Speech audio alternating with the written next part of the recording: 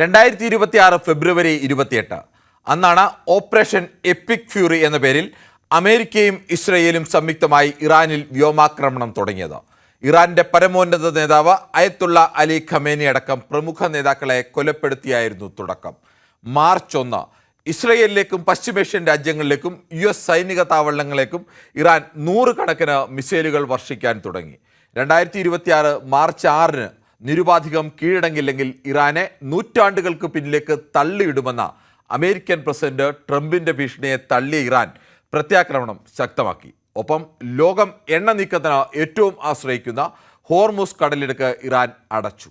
2026 April 8 രണ്ടാഴ്ചത്തെ താൽക്കാലിക വെടിനിർത്തലിന് ധാരണയായി. വെടിനിർത്തൽ കരാർ ഇടയ്ക്കിടയ്ക്ക് ലംഘിച്ചെങ്കിലും വെടിനിർത്തൽ കരാർ നീണ്ടു. ജൂൺ 14 ഇറാനും US പ്രാഥമികമായി സമാധാന കരാറിലേക്കെന്ന് ട്രംപിന്റെ പ്രഖ്യാപനം. 2026 ജൂൺ 17 US പ്രസിഡന്റ് ഡൊണാൾഡ് ട്രംപും ഇറാൻ പ്രസിഡന്റ് മസൂദ് പെഷസ്കിയാനും സമാധാന കരാറിൽ ഒപ്പുവെച്ചു. ജൂൺ 25 സമാധാന ചർച്ച പുരോഗമിക്കുന്നതിനിടയിൽ ഹോർമുസ് കടലിടുക്കിലൂടെ പോയ ചരക്ക് കപ്പലിന് നേരെ ഇറാൻ പ്രത്യാക്രമണം നടത്തി. ഹോർമുസിൽ ഇറാൻ അനുവദിച്ച റൂട്ട് മാറിപ്പോയ കപ്പലുകൾക്കു നേരെയാണ് ആക്രമണമെന്ന് ഇറാൻ.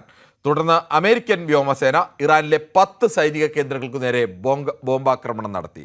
ലോകം പ്രതീക്ഷയോടെ കണ്ട ഇറാൻ അമേരിക്ക വെടിനിർത്തൽ കരാർ വീണ്ടും യുദ്ധത്തിന് വഴിമാറുമോ എന്ന ആശങ്കയിലാണ് ഇപ്പോൾ ലോകം. വെടിനിർത്തൽ കരാർ പാലിച്ചില്ലെങ്കിൽ ഇറാൻ എന്ന രാജ്യത്തെ പൂർണ്ണമായും തീർത്തു കളയുമെന്നാണ് ട്രംപിന്റെ ഏറ്റവും ഒടുവിലത്തെ ഭീഷണി.